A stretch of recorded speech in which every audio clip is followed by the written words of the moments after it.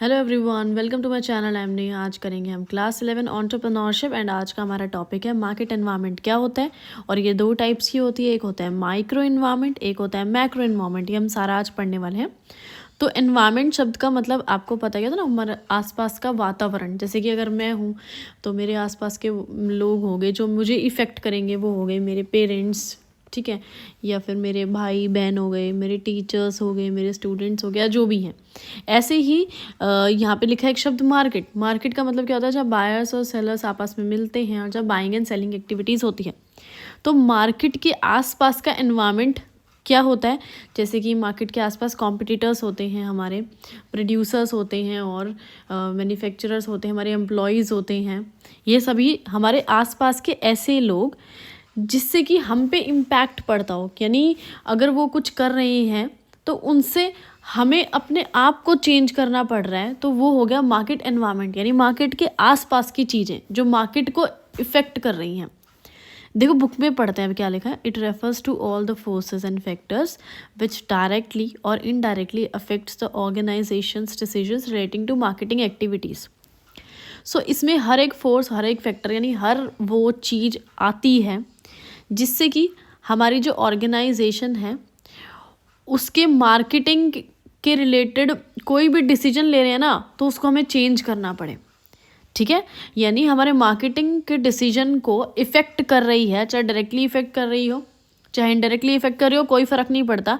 बस ऐसी चीज़, ऐसा कोई भी फोर्स या ऐसी कोई भी फैक्टर जिससे हमारी मार्केटिंग पर फ़र्क पड़ रहा है, वो सारे मार्केट एनवायरनमेंट आते हैं। यहाँ पे दो शब्द का मतलब ही यही है कि ऐसा एनवायरनमेंट जो हमारी मार्केट को इफ़ेक्ट करता है।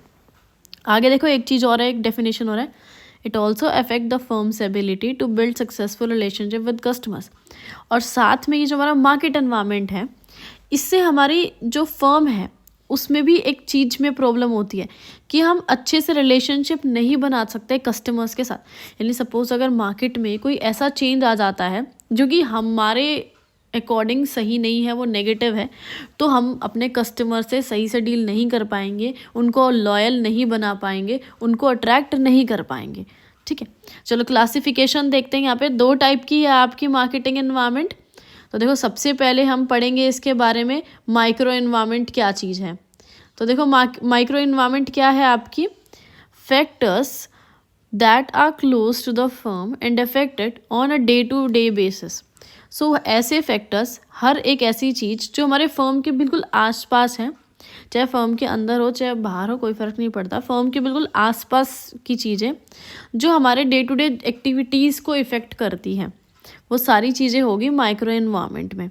एग्जाम्पल देखते पहले और क्लियर हो जाएगा। जैसे हमारे एम्प्लॉयज़ हैं, भाई एम्प्लॉयज़ कैसा परफॉर्म कर रहे हैं, कैसा नहीं कर रहे हैं, अच्छे से काम कर रहे हैं नहीं कर रहे हैं, भाई फ़र्क पड़ता है हमारे बिजनेस पे बिल्कुल। हमारे कॉम्पिटिटर्स क्या डिसीजन ले रहे हैं, हमारे कॉम्पिटिटर्स एडवर्टीजमेंट कर रहे हैं, डिस्काउंट दे रहे हैं प्रोडक्ट पे, इससे हमारे को कितना ज़्यादा फ़र्क पड़ता है, बहुत फ़र्क पड़ता है हमारे बिज़नेस पे। हमारे कस्टमर्स कैसे, हमारे कस्टमर के टेस्ट क्या, हमारे कस्टमर के प्रेफरेंसेस क्या, इससे भी बहुत फ़र्क पड़ता है हमारे बिजनेस पे। These factors are controllable. Controllable यानी इनको थोड़ा बहुत कंट्रोल किया जा सकता है। ठीक है, अपने एम्प्लॉयज़ हैं भाई, उनको कंट्रोल किया जा सकता है। ठीक है, उनकी एक्टिविटीज़ को थोड़ा बहुत कंट्रोल किया जा सकता है। ऐसा नहीं है कि बिल्कुल कंट्रोल के बाहर है, नहीं, थोड़ा बहुत कंट्रोल इन्हें किया जा सकता है।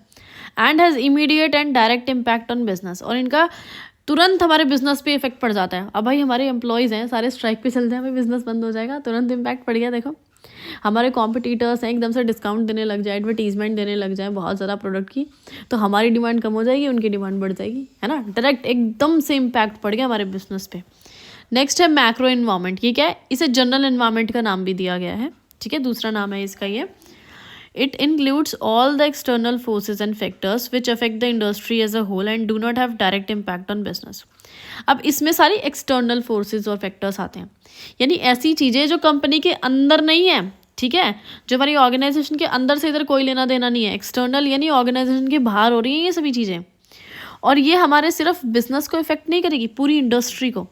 अब जैसे कि कोई गारमेंट्स की इंडस्ट्री है, ठीक है, तो अगर उसमें कुछ चेंज आता है तो सिर्फ एक दुकान पे या फिर एक मार्केट पे इफ़ेक्ट नहीं होएगा। जब गवर्नमेंट कोई ऐसा डिसीजन लेती है कि भाई इस बिज़नेस पे अब इफ़ेक्ट पड़ेगा तो वो हर एक बिज़नेस पे इफ़ेक्ट पड़ेगा, चाहे वो बिज़नेस ABC हो, चाहे DCB हो, चाहे ZXY हो, चाहे कुछ भी हो। इंडस्ट्री का मतलब ही यही होता है कि हर एक फर्म पर इफ़ेक्ट पड़ेगा। कोई भी ऐसी फर्म नहीं है जिस पर इसका इम्पैक्ट ना पड़े, ठीक है, हर एक फर्म। लेकिन ऊपर वाले केस में यहाँ पे क्या था, कोई एक फर्म इफेक्ट होती है। जैसे कि अगर कोई हमारे कॉम्पिटिटर हैं, अगर वो कुछ अपनी अच्छी पॉलिसीज़ लेके आ रहे हैं, स्ट्रैटेजीज लेके आ रहे हैं, तो हम पे इम्पैक्ट पड़ेगा, ठीक है। ये नहीं कि पूरी दुनिया भर की मार्केट पे इम्पैक्ट पड़ेगा, नहीं।